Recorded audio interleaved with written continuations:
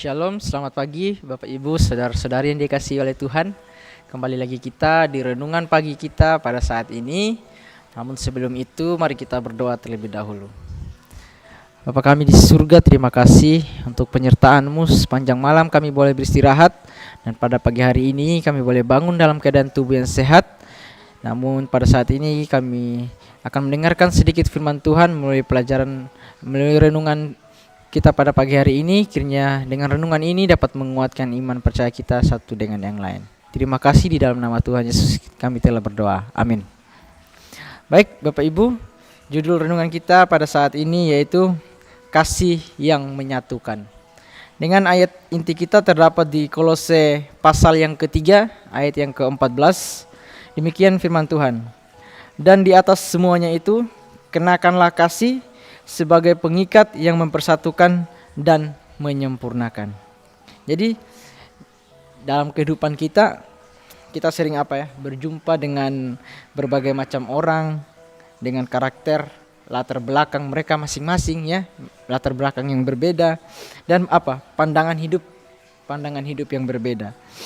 Dalam keberagaman itu tidak jarang terjadi konflik, salah paham, atau bahkan perpecahan. Ini tidak bisa lagi kita pungkiri.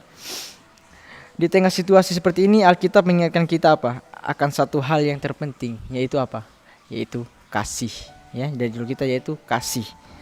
Rasul Paulus menuliskan kepada jemaat di Kolose bahwa kasih adalah ikatan yang mempersatukan di dalam kesempurnaan. Artinya kasih bukan hanya sekedar emosi atau perasaan simpatik, melainkan kekuatan rohani yang menyatukan dan menyempurnakan kehidupan bersama. Tanpa kasih, bahkan pelayanan dan pengorbanan terbesar pun menjadi sia-sia.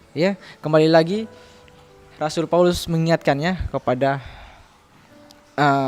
orang-orang di jemaat Kolose bagaimana kasih itu merupakan suatu hal yang paling penting dari semuanya. Karena kalau tanpa kasih semuanya itu semuanya itu akan sia-sia. Kasih bukan hanya tentang memberi sesuatu, tetapi tentang bagaimana kita menerima dan memelihara hubungan. Kembali lagi, kasih itu bukan hanya menerima sesuatu, tetapi menerima dan memelihara hubungan itu. Menerima dan memelihara dengan dengan kasih. Dengan sesama, bahkan saat orang lain mengecewakan atau melukai kita, kasih tidak menyimpan dendam, tidak bersukacita karena ketidakadilan, dan selalu mencari jalan untuk mendamaikan. Ketika kita memiliki kasih, kita tidak akan menaruh dendam kepada orang lain. Meskipun di luar sana mungkin di tetangga kita, saudara kita, keluarga kita, banyak orang yang membuat kesalahan atau mungkin banyak orang yang membenci kita karena banyak sekali masalah. Tetapi kasih mengajarkan kita supaya tidak mendendam atau tidak membenci satu dengan yang lain. Bahkan dikatakan kasih selalu mencari jalan untuk mendamaikan. Harus dia mencari jalan supaya bisa berdamai dengan orang yang mungkin menjelekkan kita, orang yang enggak suka kepada kita. Yesus sendiri adalah teladan kasih yang sempurna. Dia mengasihi bahkan musuh-musuhnya. Dia mendoakan mereka yang menyalibkannya, dan kasih itulah yang sekarang dimintanya untuk kita wujudkan dalam kehidupan sehari-hari. Yesus sendiri membuktikan kepada kita bahwa dia adalah kasih itu sendiri. Sebagaimana kalau kita melihat Yesus dicampakkan, Yesus dimaki, Yesus dicambuk, tetapi Yesus bahkan mengampuni mereka. Yesus bahkan mendoakan mereka. Bayangkan orang yang mereka pukul, orang yang mereka siksa, tapi orang yang mereka siksa itu bahkan mendoakan mereka. Itu merupakan bukti kasih yang sangat besar dari Tuhan. Nah, dan ini juga merupakan contoh yang Tuhan mau kita hidupkan di dalam kehidupan kita. Di dalam dunia yang penuh dengan kebencian, iri hati, dan egois, kasih menjadi kontras yang menonjol. Sebuah kesaksian hidup yang nyata bahwa Kristus hidup di dalam kita. Kasih menembus perbedaan, melunakkan hati yang keras, dan menyatukan apa yang tadinya tercerai-berai. Jadi peran kasih ini sangat penting. Apa yang awalnya tercerai-berai bisa diubah. Dia bisa melunakkan hati seseorang yang awalnya keras, tapi bisa dia ubah menjadi hati yang lembut. Nah, sebagai contoh, bayangkan dua orang sahabat yang berselisih karena kesalahpahaman.